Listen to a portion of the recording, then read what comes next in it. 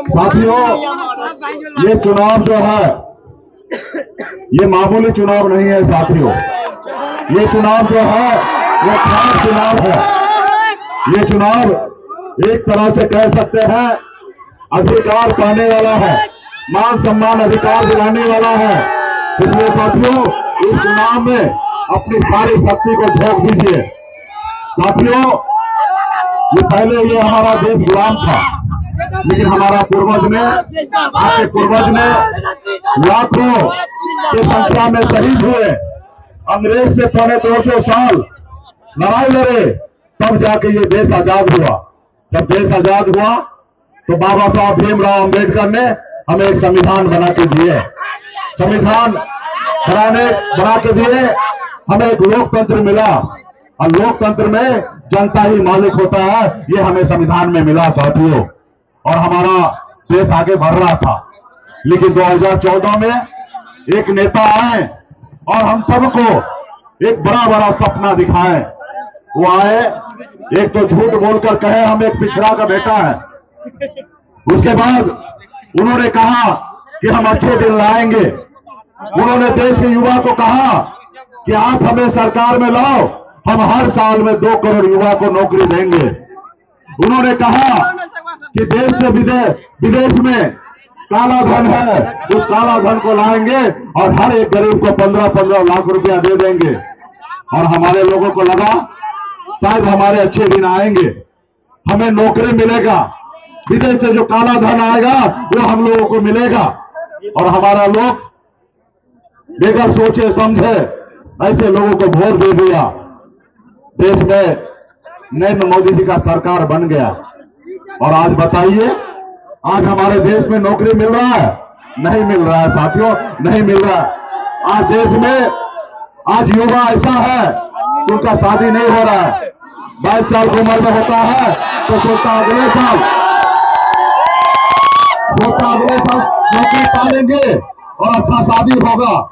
23 साल का होता है तो सोचता अगले साल नौकरी पालेंगे, फिर शादी होगा। इसी तरीके से अगले साल कर अगले साल कर 35 साल पूरा हो जाता है, समय उनका निकल जाता है शादी का। ना अच्छा लड़की मिलता है, ना नौकरी मिलता है, और घर पर परेशान रह जाता है साथियों। इसलिए साथियों, अगर अधिकार चाहिए तो सरकार को बदलना पड़ेगा, सरकार को बदलना पड़ेगा। अगर आपको नौकरी चाहिए, आपको मान सम्मान अधिकार चाहिए, तो ये सरकार को बदलना पड़ेगा। सरकार ऐसी लाना पड़ेगा जो आपके अधिकार की बात करेगा। जैसे हमारे आदरणीय लालू प्रसाद जी के विचारधारा वाले सरकार आपने देखा, जब मुख्यमंत्री नीतीश कुमार जी महागठबंधन के साथ सरकार बनाए तो आपने देखा 2 परिवर्तन बिहार में हुआ। 2 परिवर्तन आपको मैं बता रहा हूं। एक, सामाजिक न्याय को मजबूती करने के लिए जाति आधारित गणना कराया गया, और जब जाति आधारित गणना कराया गया तो SC, ST, OBC, अति पिछड़ा सबका आरक्षण का दायरा बढ़ा और ये समाज आगे बढ़ रहा है साथियों, आगे बढ़ रहा है। दूसरा, लाखों नौकरी युवा को मिला साथियों। भाजपा और JDU पहले से भी था, आप सबको पता होगा कि नौकरी कहीं पे नहीं था। जब ये महागठबंधन का सरकार बना तो नौकरी आप लोगों को मिला, क्योंकि ये लालू प्रसाद यादव जी का ही विचार है कि गांव में गरीब युवा को नौकरी मिले साथियों। इसलिए मजबूती से आप सबसे आग्रह है कि मजबूती से महागठबंधन के लिए लड़ाई लड़िए। और पार्टी, हमारे जितने भी VIP पार्टी के नेता है, आप सबको मैं याद दिलाना चाहता हूं कि साथियों, मजबूती से संघर्ष कीजिए, लड़ाई लड़िए। ये भाजपा वाला जो है वो कभी आपके साथ नहीं होगा।